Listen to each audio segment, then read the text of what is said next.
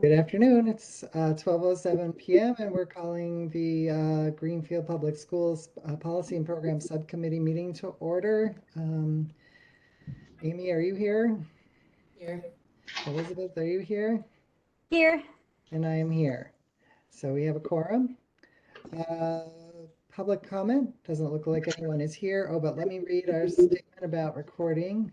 Per open meeting law, any member of the public may make an audio or video recording of this meeting. Does anyone present intend to record this meeting? Okay, we are recording to the WebEx platform, and hopefully that recording will make its way to GCTV or wherever it goes. Yep, we'll take care of it. Great. First item on the agenda is approval of minutes from the April 28th, 2022 meeting. Is there a motion to approve those minutes? So moved. A second. Okay, any discussion? Okay, let's vote. Amy? Yes. Elizabeth? Yes. And I'm a yes. So the April 28th meeting notes are approved. Can you just remind me who made the motion and second? Elizabeth motion, Amy second. Okay. All right.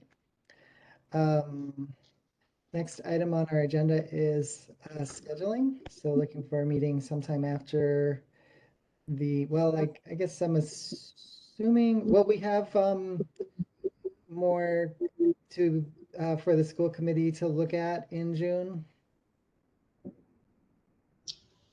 Yes. Okay, great. Then let's schedule a meeting for after June 8th.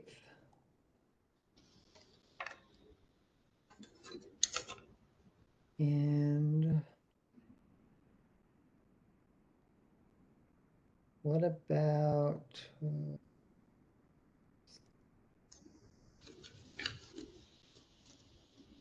do people have availability on would people have availability on Friday the 17th at 11 a.m.?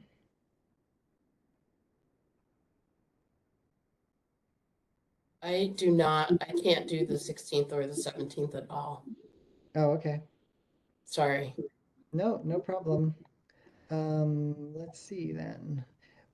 I'm sorry, what date are you guys thinking about? There was some samba music in my house going crazy tonight. Well, we're looking at the 16th or the 17th. I'm basically looking for a Thursday or Friday, and Amy's not available either of those days. So do people have availability on Thursday the 23rd?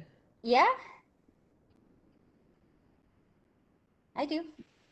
Okay. Yeah, that's both those days I could find time for sure. June 23rd? Yeah, at 11 a.m. Does that work for you, Christine? Potentially not. So Oh, okay. There's potential my daughter could be playing nationals for soccer that week. Okay. But I won't know. So you can either, obviously you guys can meet if I'm not here, but so you can keep that meeting date or whatever you'd like. Well, I feel like we're getting into sections of the policy manual that really are most relevant to you, and I think you probably want to be there, or unless you want Karen to represent. She hasn't done any of the policy work. Yeah, so. All right. And let's look even further. Well, then we're out of dates because then I'm away the 30th until the 6th. And well, maybe our meeting will be what, July 13th. So we could look at July 7 or 8 if anyone's around. July. Yeah, July 7 or 8. Yeah, I could do July 7th or 8th. What time? 11? Yeah, I'm pretty open on the 7th. I could do 11 on the 7th, but not the 8th. If we could do a Thursday, not a Friday in the summer, that would be helpful. Okay. I will be on vacation leading up to that, Christine, so any prep, can I just leave it in your hands to put the agenda together? And I won't be available to respond, so. Yeah. Okay. Great. Thank you, friends. I'm glad we didn't try to do that by email. 11 a.m. Okay. Okay, then, Added. right. Next item on the agenda is reviewing section F. I think the only feedback we had on section F was Christine's interest in removing some of the kind of footnote from one of the items. Maybe we could start there. I would move that we strike the comment at the bottom of the policy that Christine mentioned. Let me see if I can find that.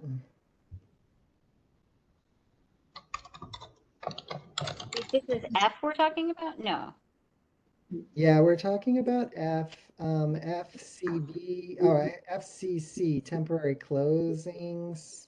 Oh, okay, okay, okay. No, actually, there are a couple from Christine asking why is this in policy. The first one was, maybe that was it. Okay. Yeah, there's a rationale. That's right. They included a rationale. So I move that we strike the rationale from FCC temporary closings. I'll second that. And just to review, so this is kind of the rationale says the Greenfield school system closed several buildings in the first decade of the 21st century. Each time the temporary closing was intended to be a cost savings measure. And yet the result was an exodus of families. The school committee will be extremely cautious in the future when reaching for tools to reduce the budget. The long-term financial and cultural impacts far outweigh any short-term savings. So it looks like someone wanted to opine and they got it into the policy. So I'm pretty sure that was Member Hollins. yeah, I'm pretty sure. I know she had a lot of feelings about that from when she was a superintendent. So. Yeah. Can you remind me who did the second, please? Oh, I did. Amy. Thank you. Thank you, Amy. Any other discussion? Sort of a random question, just because this is my first time and I maybe don't know.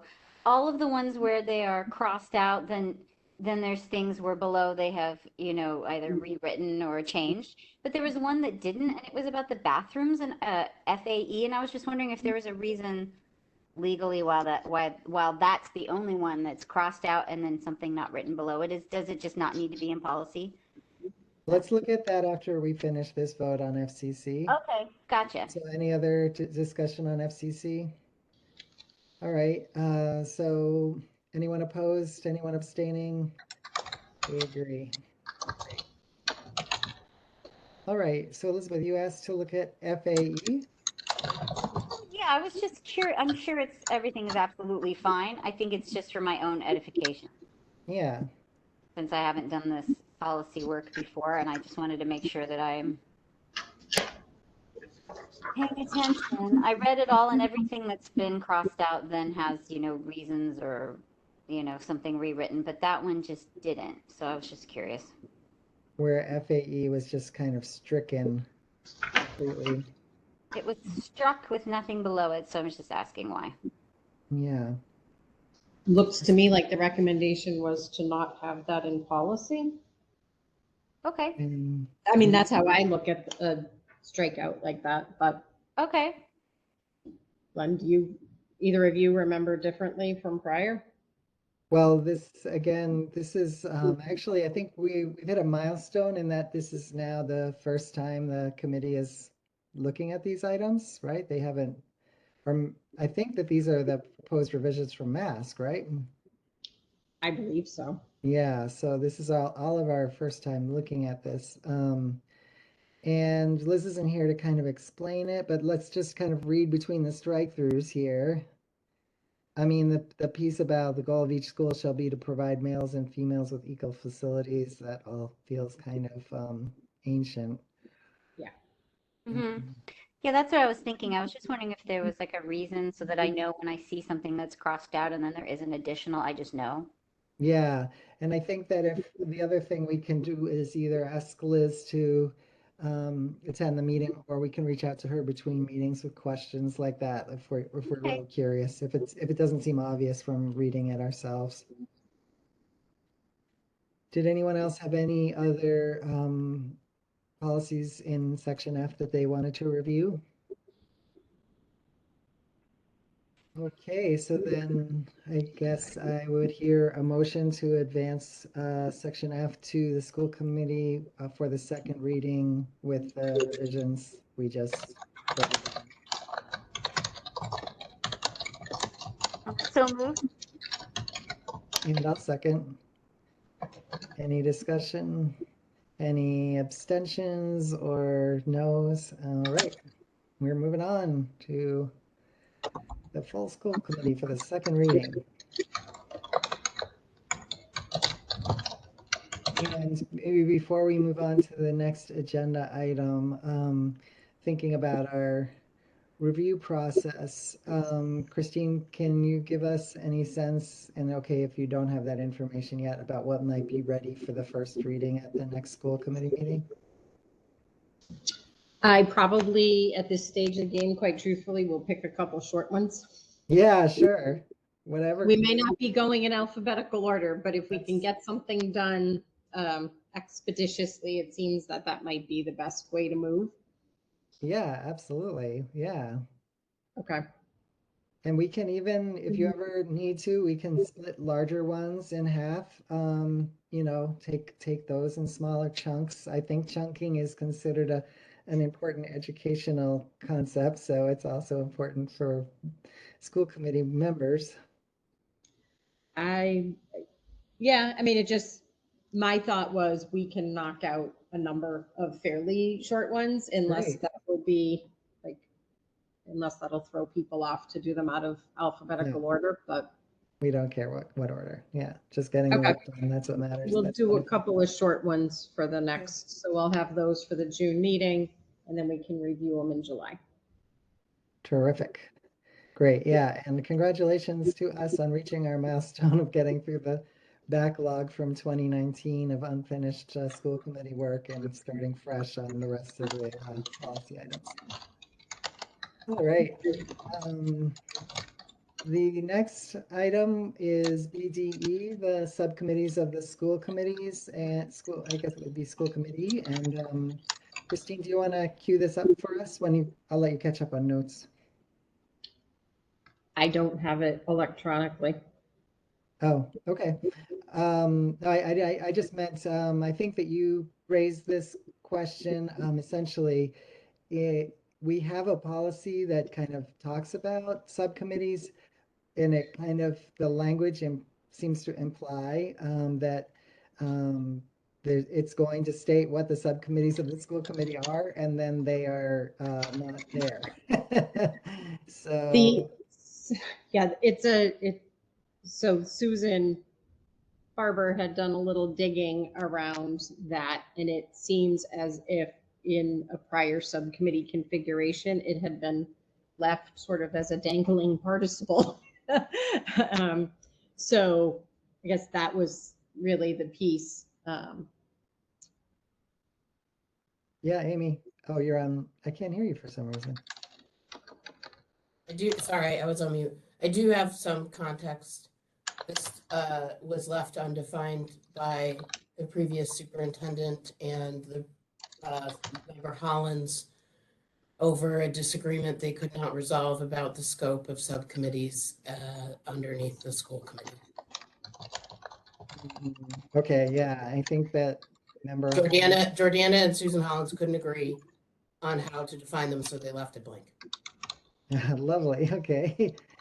Now I feel like we have one clue that I have for, whatever was the practice at least before, is the organization of the GPS K-12 website, um, which, getting back there, if you look at subcommittee meetings, we added the ad hoc redrawing subcommittee and the racial justice advisory committee in recent times. But prior to that, I think that the policy and program committee, the personnel and collective bargaining, finance and budget, health, safety, and facility subcommittee um, were the um, were the subcommittees at one time.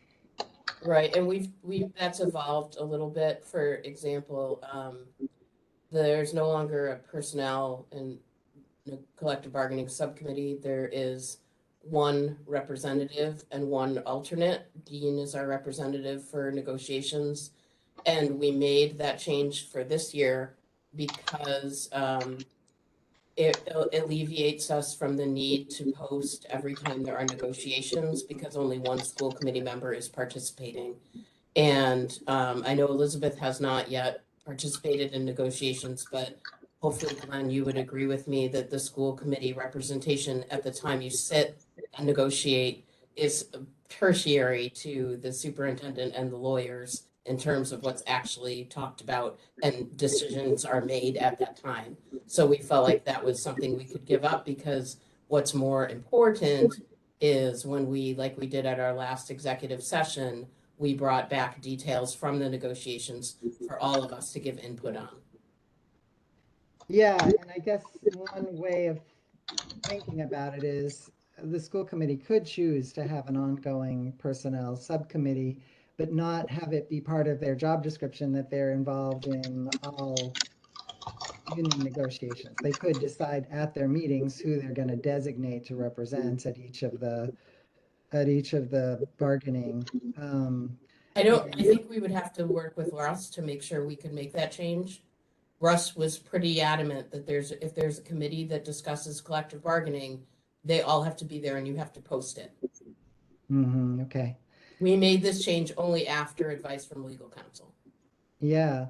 Well, one thought we could do is revise the policy to reflect current practice, which I think is that we have a policy and program subcommittee, we have the budget subcommittee, and that's basically it for the current practice in terms of subcommittees, right? I think that that is accurate. And then we do have, just a couple of representations on other committees like planning and construction, a citywide committee, but those are all by charter. So I do think it's safe to just define subcommittees in our policy and leave the other pieces to be defined by city charter. I think that's fine. Yeah. Um, But I don't, yeah, I'm fine with having it be more dynamic and making those changes as they come up. I don't think that's that big of a deal, but I have experienced in the 3 years that there's at least one change per year to the subcommittee structure. That could be pandemic induced. I don't have the experience to know. It could also just be that our needs are dynamic enough at this point that we need to change those structures. It doesn't prohibit us from making it policy. It just is sometimes those transactional things around changes can seem laborious in the scope of a huge meeting, a regularly scheduled monthly meeting. Like if you remember at the last meeting, we had a whole bunch of transactional stuff at the end. We'd have to remember, okay, we made a change to this policy and we need to bring it forward outside of the range of our regular updates to policy. Sometimes things like that can feel a little bit tedious and or get lost in the shuffle when they happen in the larger context. But I think my long point is I think it's fine to define it that way. We just have to commit to the work of making sure the policy stays updated. But we have a policy now that's not updated. So, you know. I feel like one argument in favor of having the policy, actually listing the subcommittees is it's some form of check and balance against a bad actor who just comes in and gets rid of all subcommittee work and just functions, as a, you Well, know, on a power trip of some sort. So in that way, I feel like it does help to kind of say there is a budget subcommittee. It's not just one person who makes these decisions between meetings, etc. yeah. So can I just, I guess, give a small thought? Is some committees are, or subcommittees are really recommended or required, and others are optional. Are we clear which ones are required? Is that The one maybe a I'm good, clear is required is budget. so it may be helpful. I don't know. You folks let me know, but it might be something that's helpful is to check. I'm happy to check in with Liz to say, find out which subcommittees are actually required and which ones are optional. That sounds like a good next step. Yeah, that'd be great. That'd be great. Okay.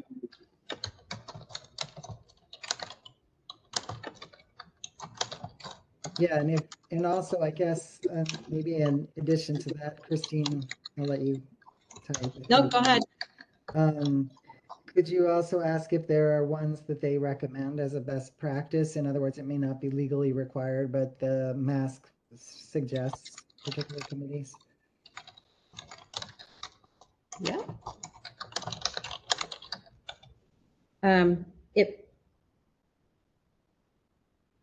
If it's all right with all of you, I'll also ask if they have any sort of description of the role of each subcommittee. Yeah.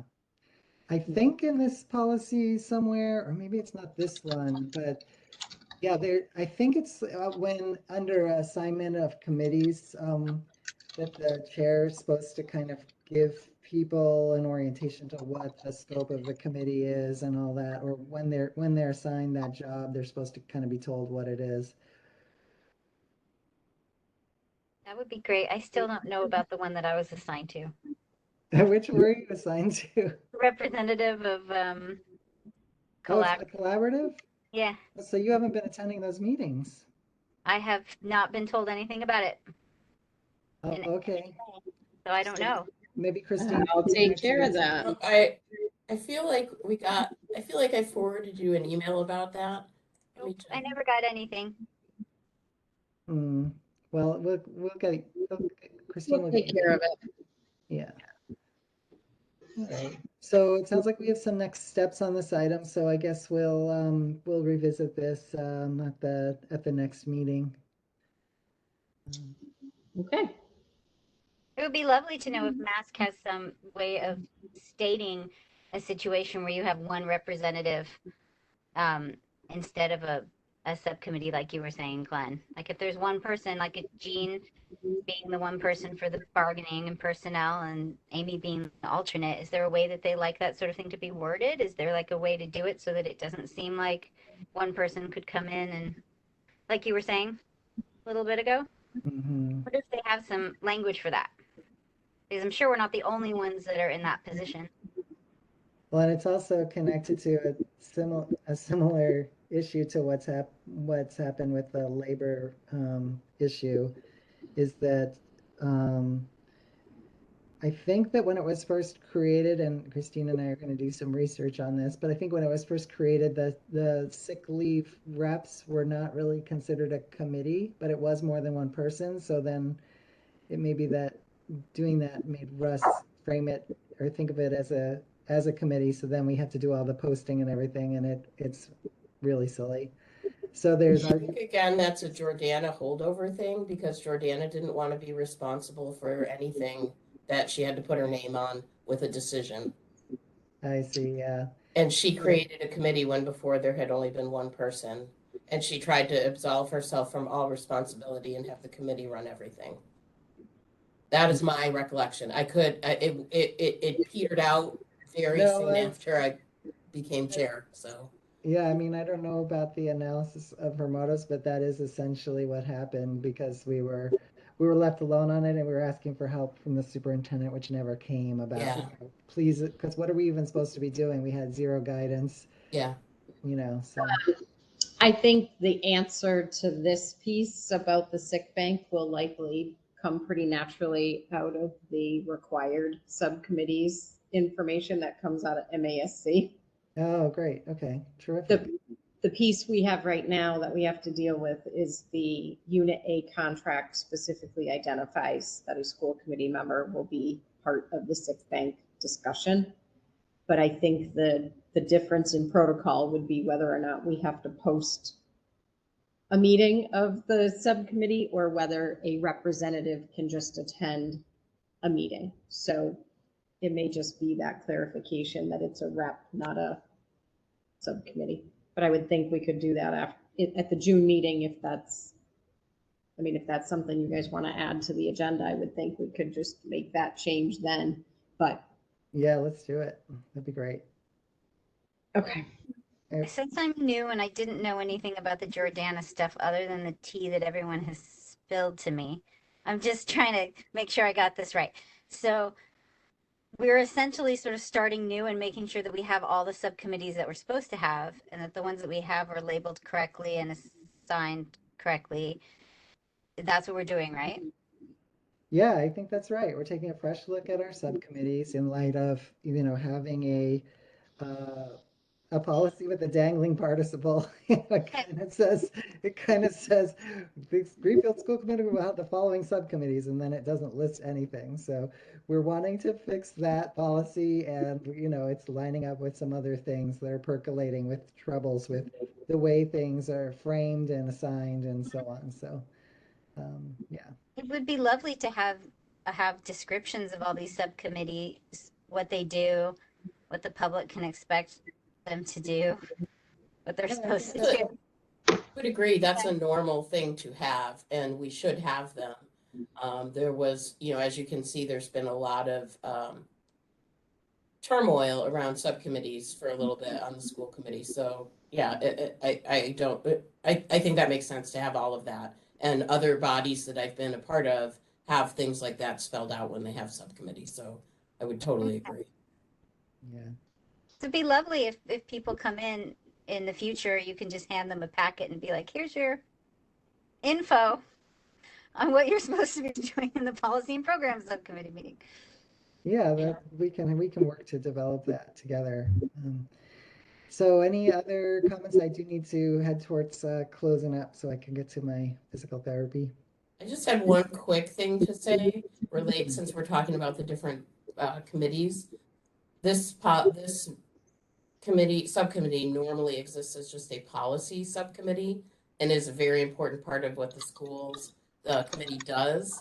And it was Member Hollins who added the program piece on, because in her shift from superintendent to school committee member, she was kind of unwilling to give up control over program, even though in my mind, and I think most other people's minds, program is part of operations and under the superintendent.